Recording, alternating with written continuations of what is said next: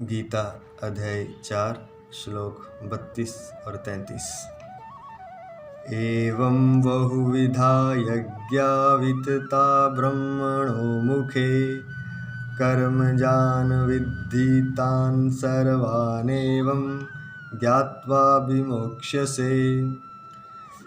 इस प्रकार और भी बहुत तरह के यज्ञ वेद की वाणी में विस्तार से कहे गए हैं।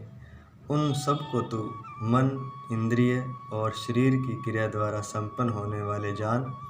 इस प्रकार तत्व से जानकर उनके अनुष्ठान द्वारा तू कर्म बंधन से सर्वथा मुक्त हो जाएगा।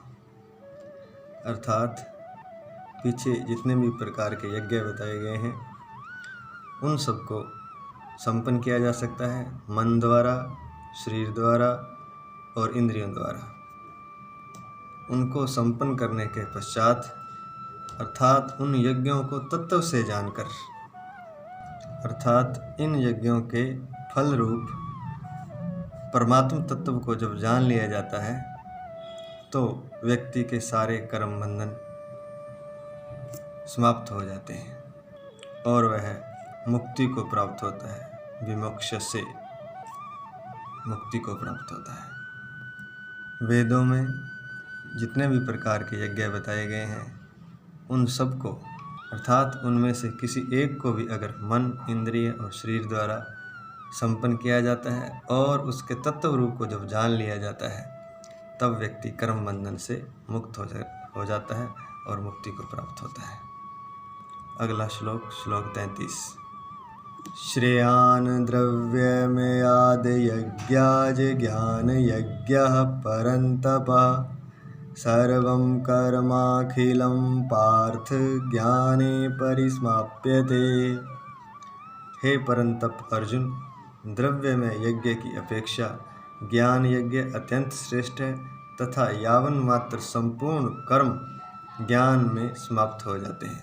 यहाँ पर एक विशेष बात भगवान कृष्ण अर्जुन को बता रहे हैं कि श्रेष्ठ यज्ञ कौन सा है।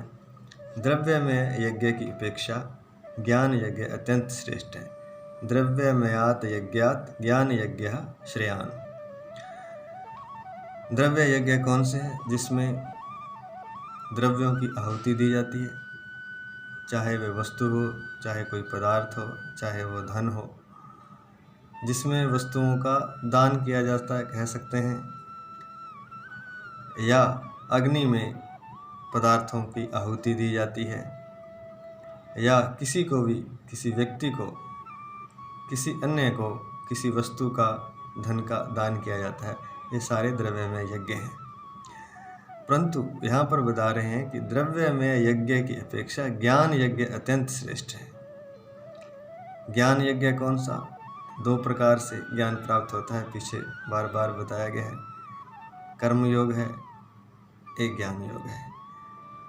तो ज्ञान यज्ञ उनसे श्रेष्ठ है जिसमें संपूर्ण कर्मों को भगवान की शक्ति माया, जिससे यह संपूर्ण जगत मोहित है, उस माया के 3 गुण हैं, सत्व, रजः और तम।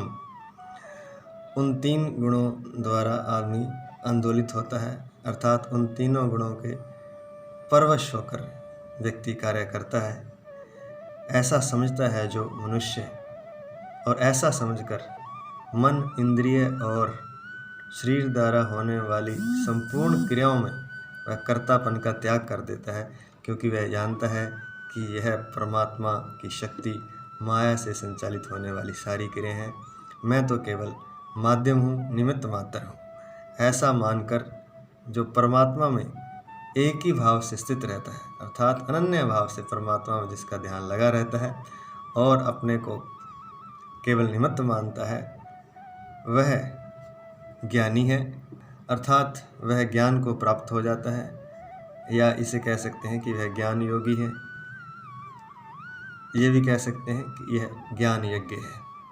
तो यहाँ पर यह बताया गया है कि सारे यज्ञों से श्रेष्ठ, सारे नहीं, द्रव्य में यज्ञ की अपेक्षा ज्ञान यज्ञ अत्यंत श्रेष्ठ है। क्यों? क्योंकि संपूर्ण कर्म ज्ञान में समाप्त हो जाते हैं। जैसे अग्नि अगर एक बार जल जाए तो चाहे लकड़ी कितनी भी हो, कितनी भी ज़्यादा हो, वह भस्म हो जाती है। या कह सकते हैं जब प्रकाश हो जाता है तो अंधेरा कितना भी घना हो, कितना भी पुराना हो, जन्मों जन्मों का हो, अनंत जन्मों का हो, एक बार प्रकाश होते ही अंधेरा दूर भाग जाता है। इसी तरह संपूर्ण कर्म, जब ज्ञान का प्रकाश उदय होता है, जब व्यक्ति परमात्मा को तत्व से जान लेता है और ज्ञानी हो जाता है और ज्ञान का प्रकाश भीतर उत्पन्न हो जाता है, तब उसके संपूर्ण कर्म समाप्त हो जाते हैं। वह हर एक प्रकार के कर्म बंधन से मुक्त हो जाता है और मोक्ष को प्राप्त होता है, ज्ञान को प्राप्त होता है। जय श्री कृष्ण।